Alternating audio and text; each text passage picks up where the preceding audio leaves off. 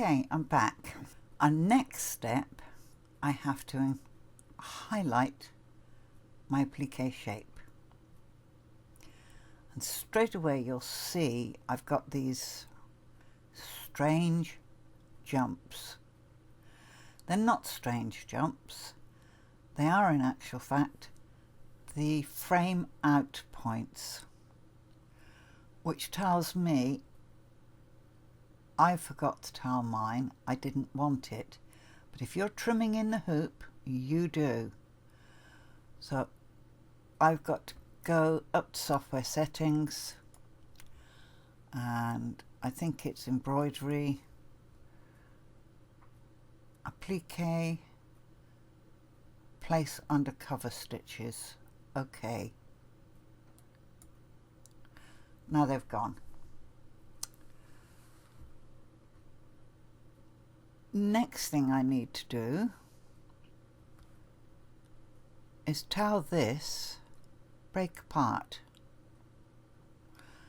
and I'll actually do that in the applique toolbox. Break apart. Over here in my resequence bar you can see I've now got 3 outlines of my shape, and these are the frame out instructions. These are my placement, tack down, final cover stitch. So I'm going to tell this one, hold down control, tell this one, hide. And that just leaves me with my outline. So let's just pop in a bit closer so as you can see it. There it is. So I'm going to click on that, and it shows me a hoop out, which I shouldn't have.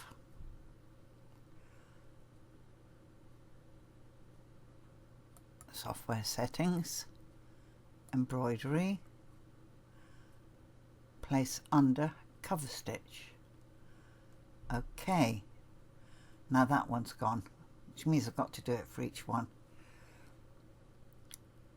This is highlighted. I go to copy, I go to new, I go to paste. There is my outline.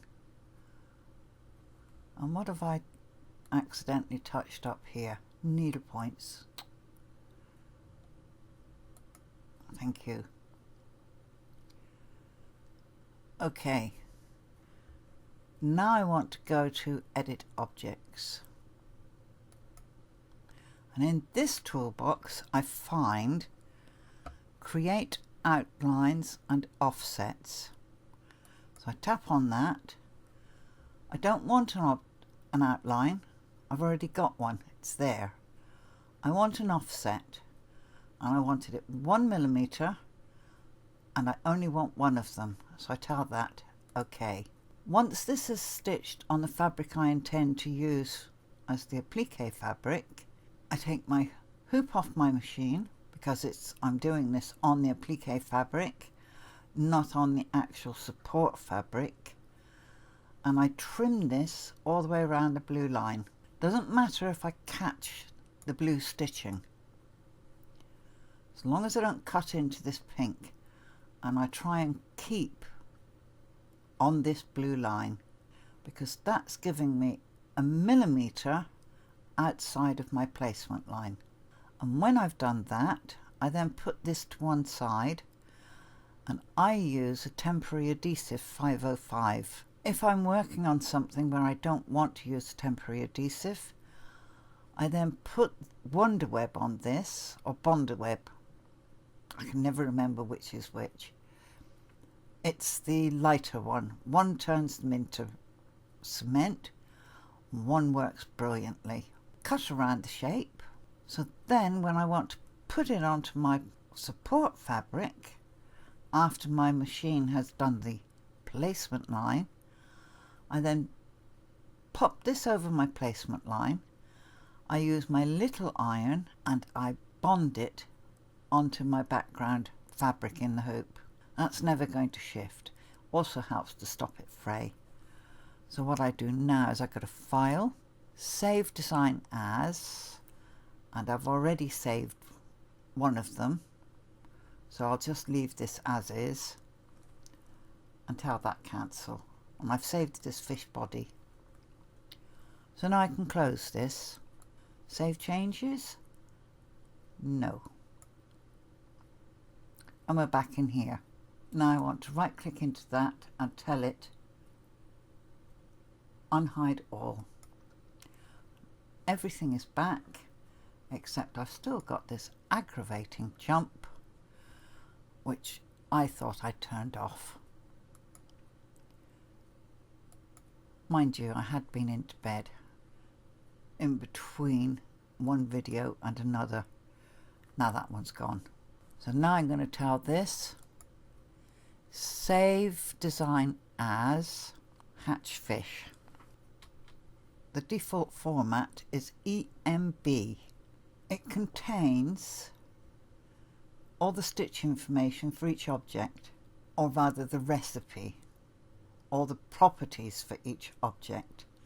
You can't stitch that out on a machine, and that's the difference between a stitch file and an object file.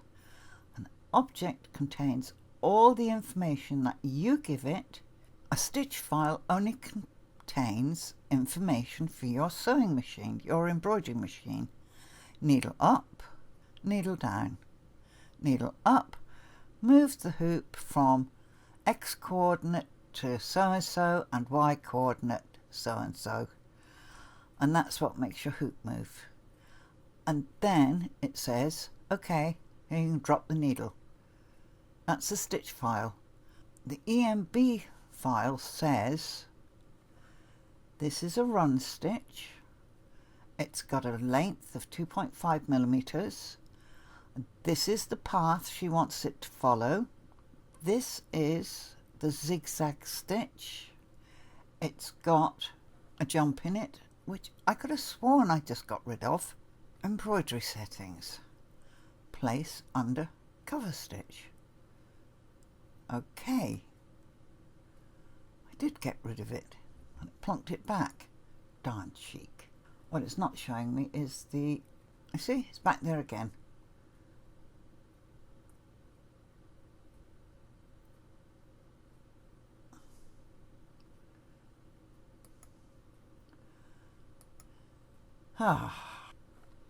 Cancel that.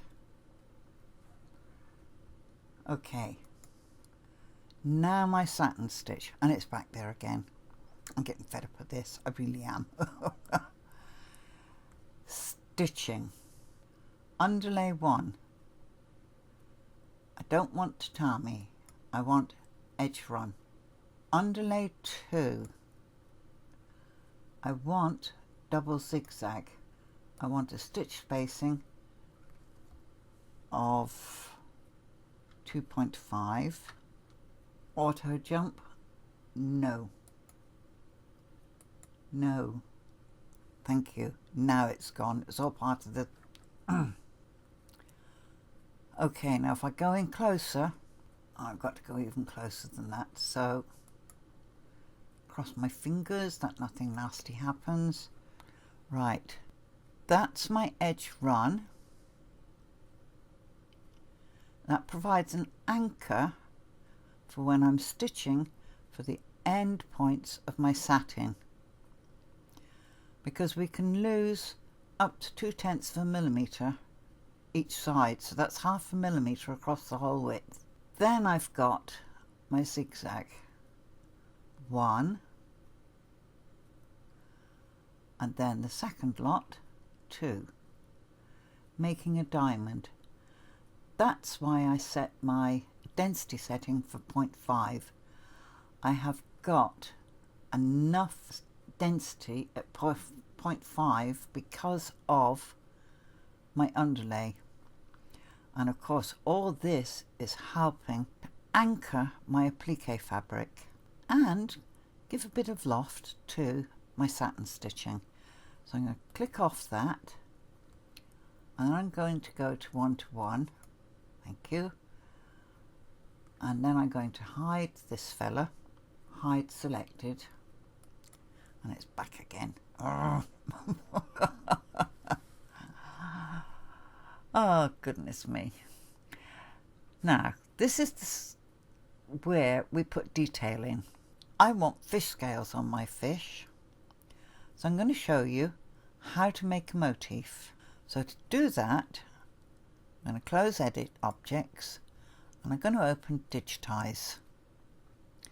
And in the Digitize toolbox, I've got Digitize Open Shape.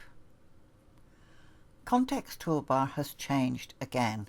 It's given me edge, gradient, corners, trims, underlay. I want backstitch line. And here are my settings. I need to magnify the screen for this because I want you to see. That's 10mm from there. Sorry, from there to there and there to there.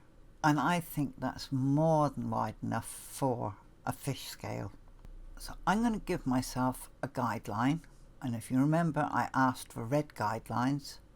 Okay, I want it 10mm wide, but I only want it 5mm tall. Not going to be tall enough. Well, we'll soon discover.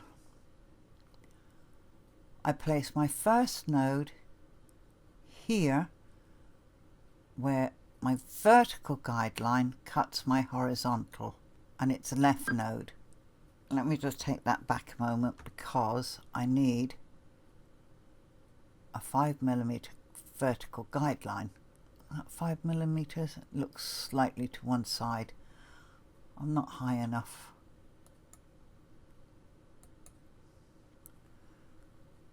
I don't have very good eyesight.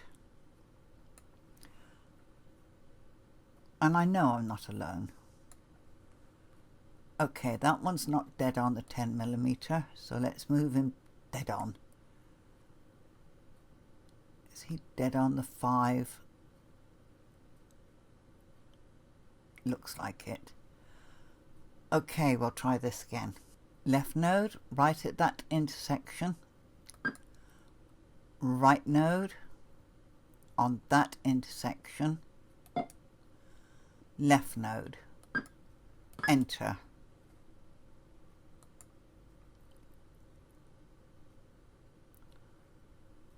I turned you off. Escape. Right. Now I want to create a motif out of this.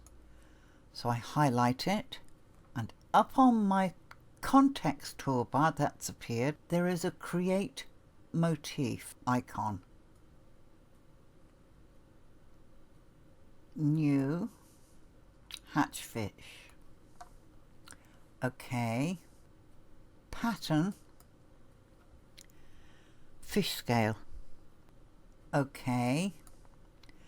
Now down on my bottom ribbon on the left hand side it says enter start point of the reference line.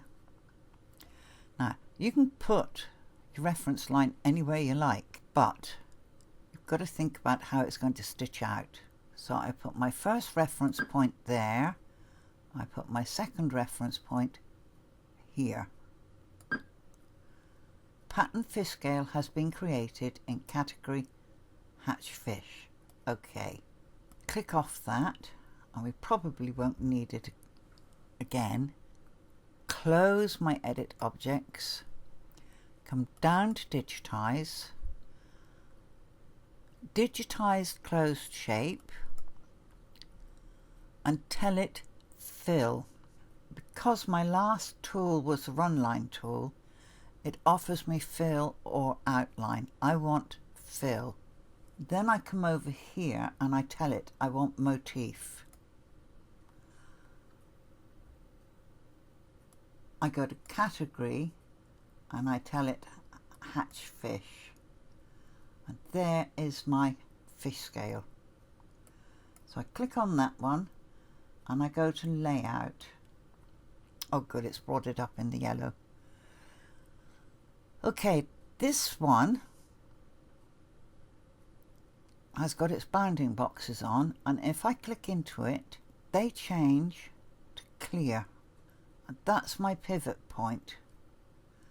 And I want to pivot that so as it's going in the general direction of my fish's body. Now you'll see the others have followed it. So now I click on this one and I move this one so as it cuts at the center point of the two others. Tell that, enter. Let's bring my little fish into view and start digitizing. Now motifs prefer to travel left to right.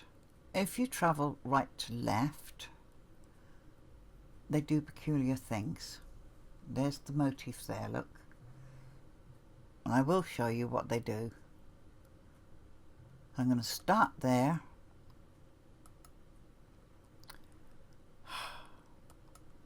Thank you. I forget. Right. And I'm taking them up under the satin stitching.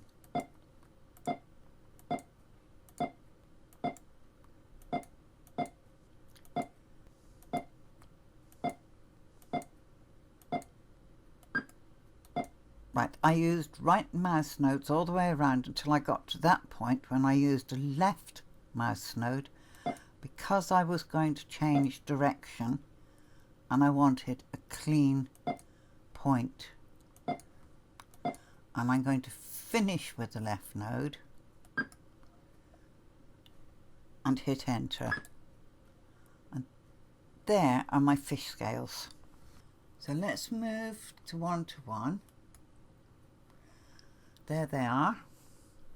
Now I can get rid of this one. I don't need it. They're the right size for the fish's body. So I tell that one delete. But I don't much like the colour of my fish scales. I'm going to tap that and I'm going to change them for that really rather nice looking bluey green. There we go. Now I want to put in this line here. So I go and I ask to do an open shape. Oh, I just noticed where my cursor is. It's all the way back there. I don't want it back there. So I'm going to tell that stop. I'm going to highlight the blue. Go to reshape. And I'm going to move that end point. Okay, start point, your entry, is a green diamond with little black dots in the corner. Now you can move them, but go for the edges. I'm going to move this one and just grab it by the tail and put it up on that node that's just there, like so. Then go and select my digitize open shape, and there is my cursor. Now I have a devil of a job seeing the cursor. I can magnify the screen as much as I like. Cursor doesn't really magnify with it. Okay, do I want the backstitch line or will I go for stem stitch? Let's try stem stitch. It's not a stitch I use very often. And just digitize along my trace line from the previous object and finish up there and hit enter. Yeah, I think that's okay. And I'm also going to change the colour of that to that nice aqua colour. Right, so we've got that in so far. First of all, I'm going to move these. 1, hold down Shift, 2, right click, group, and then I'm going to move those. 1. Now they will stitch before my satin stitch, but after my placement line and my tack down. Okay, next bit. I want to do the tail, and I want the tail to be different colours. So, digitize blocks, fill, and I'm going to use contour, and I'm going to change my colour to that rather nice scarlet, and I'm going to start inside here, or will I start at that end?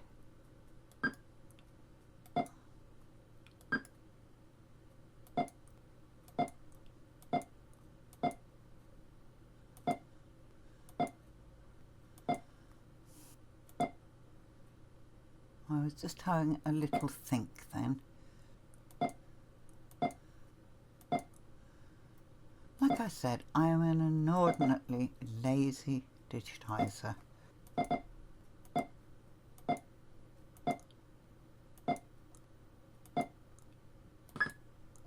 There we go. Right, highlight it. Spacing, that's your density, 3. Length, that's your stitch, 2 or 2.5. Stitches don't bend, and I want my stitches to look as though they're bending, so I shorten them. Okay, now I'm going to highlight that, click on it, thank you, and then I'm going to come up to, or is it on the right click? Oh, it's on the right click, you're wonderful. Duplicate, and I'm going to put in the gold, and then I'm just slightly going to move it.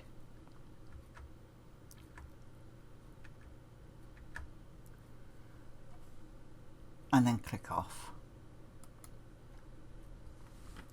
So now we've got a red and gold tail, but of course it's stitching on top of the applique fabric. No. So 1, hold down Shift, 2, right click, group, 1, 2, 3, 4, 5, 6, 7. It's now under the applique fabric. I could do the fin the same way, but I think I'll look at that in the next video because I've been chopsing on again. So I'll see you all in the next video. Oh, first of all, save. Don't want anything nasty happening and losing what I've done. Normally I save after every object that I've made. These, I just put my mouse on them, click them and move them to one side, and that generally gets rid of them. There's probably a correct way to do it, but I find that easier. I'll see you in the next video.